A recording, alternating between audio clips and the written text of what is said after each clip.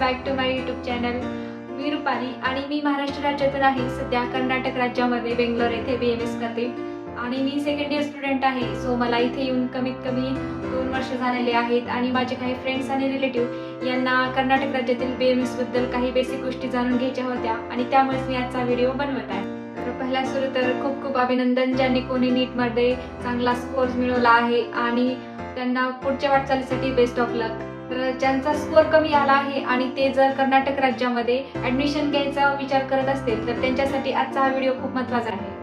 तर आजच्या व्हिडिओमध्ये मी तुम्हाला काही बेसिक गोष्टी सांगणार आहे, जसं की लँग्वेज प्रॉब्लेम आणि फूड प्रॉब्लेम, त्याचबरोबर ट्रॅव्हलिंग प्रॉब्लेम आणि एक महत्त्वाची गोष्ट म्हणजे सिलेबस. याबद्दल मी तुम्हाला आजच्या व्हिडिओमध्ये माहिती देणार आहे. तर व्हिडिओ शेवटपर्यंत बघा. तर फर्स्ट प्रॉब्लेम आहे लँग्वेज प्रॉब्लेम. तर खूप लोकांचं असं म्हणणं आहे की जर आपण आपलं स्टेट सोडून दुसऱ्या स्टेटमध्ये जातोय, कर्नाटक राज्य म्हणलं की कन्नड लँग्वेज आली, तर आपल्याला तर ती लँग्वेज येत नाही, मग काय करायचं, कसं बोलायचं. तर मी सांगेन इथे असं काही कंपल्सरी काहीच नसतं की तुम्हाला कन्नड आलीच पाहिजे, असं काहीच नसतं. तर तुम्हाला फर्स्ट इयरमध्ये प्रॉब्लेम होऊ शकतात लँग्वेजबद्दल, पण सेकंड इयरमध्ये होणार नाही, कारण सेकंड इयरमध्ये पूर्णपणे तुम्हाला कन्नड समजायला लागेल आणि फर्स्ट इयरमध्ये आल्यानंतर आपले फ्रेंड्स होतात, त्याचबरोबर आपलं कम्युनिकेशन होऊन आपल्याला ही लँग्वेज समजायला लागते आणि थोडंफार तुम्ही सुद्धा शिकू शकता.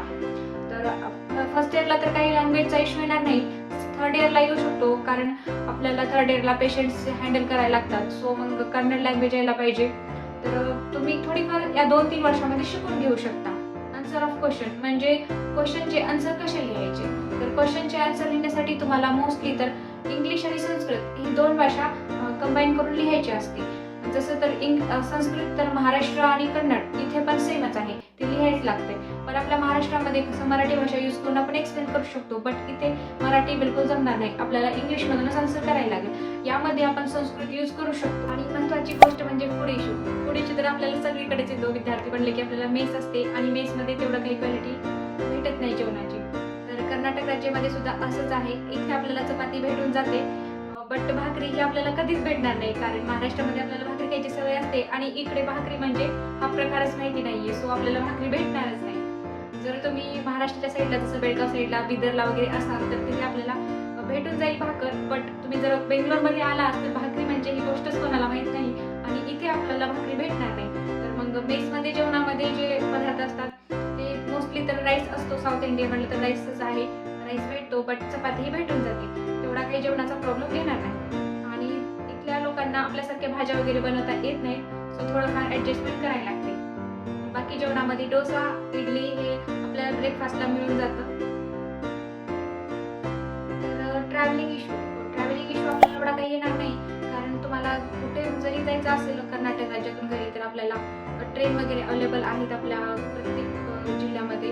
आणि त्याचबरोबर दुसरी गोष्ट म्हणजे ट्रॅव्हल सुद्धा उपलब्ध आहे. तर जेव्हा आपल्याला कधी घरी जायचं असेल ते आपण बुक करून जाऊ शकतो. एक गोष्ट म्हणजे इथे आपल्याला जर ट्रेनने जायचं असेल तर तत्काळमध्ये तिकीट भेटतं. ट्रेनला जर आपल्याला जायचं असेल तर आपल्याला बुकिंग ही 8 दिवसांनी आधीच करून घ्यायला लागते, कारण तिकीट्स अवेलेबल नसतात. सध्या मी बेंगलोरमध्ये असते यलहंका साईडला आणि इथून मला लातूरला जायचं असते, तर मला 8 दिवसाच्या आतमध्ये तिकीट बिलकुल भेटत नाही, त्यासाठी मला आधीच बुकिंग करावी लागते. तर हे झालं तिकिटाच्या बाबतीमध्ये. आणि आता दुसरी गोष्ट म्हणजे ट्रॅव्हलिंग टाईम. तर टाईम तुम्ही जर इथे बेंगलोरमध्ये आलात तर तुम्हाला इथून स्टेटच्या बाहेर जाण्यासाठी म्हणजे आपल्या महाराष्ट्रामध्ये जाण्यासाठी जर जवळ असेल बॉर्डरला तर मला कमी वेळ लागू शकतो. एक्झाम्पल म्हटलं तर मी लातूर जिल्ह्याची आहे आणि सध्या मी बेंगलोरमध्ये असते, तर मला इथून तिथंपर्यंत जाण्यासाठी 16 ते 17 तास लागतात. सो एवढा टाईम तर लागतोच. तर काही स्टुडंटचा असा क्वेश्चन आहे की आपण आपलं राज्य सोडून दुसऱ्या स्टेटमध्ये घेतो ॲडमिशन, म्हणजे तिथं सिलेबस चेंज आहे का. तर असं काहीच नाही आहे. BMSचा सिलेबस हे आयुष्य म्हणजे आपलं NCSM हे ठरवतं. तर सगळ्या स्टेटमध्ये BMSचा सिलेबस हा सेमच असतो. फक्त एक गोष्ट चेंज असते, ते म्हणजे प्रत्येक स्टेट वाईज एक्झाम डेट ही वेगवेगळी असते. जर एका राज्यामध्ये ऑक्टोबरला असेल तर दुसऱ्या राज्यामध्ये सप्टेंबरला असू शकते. म्हणजे एक 15-20 किंवा 1 महिन्याचा डिफरन्स प्रत्येक स्टेटमध्ये एक्झामसाठी असतो. बाकी सिलेबस हा सगळीकडे सेमच असतो. तर लास्ट बट महत्त्वाची गोष्ट म्हणजे मार्क्स. कर्नाटक राज्यामध्ये ॲडमिशन घेण्यासाठी BMSसाठी किती मार्क्स लागतात. तर इथे मार्क्स तुम्हाला क्वालिफाईड मार्क्स लागतात. म्हणजे जसं ओपन कॅटेगरीमध्ये इथे आपलं ॲडमिशन होऊन जातं. दुसऱ्या स्टेटमध्ये असल्यामुळे कॅटेगरीनुसार ॲडमिशन नसतं. इथे ॲडमिशन घेण्यासाठी आपल्याला फक्त आणि फक्त ओपन कॅटेगरीच असते. तर आपला स्कोअर ओपन कॅटेगरीनुसार किती क्वालिफाईड स्कोअर आहे तेवढा स्कोअर लागतो आणि इथे तुम्ही ॲडमिशन घेऊ शकता.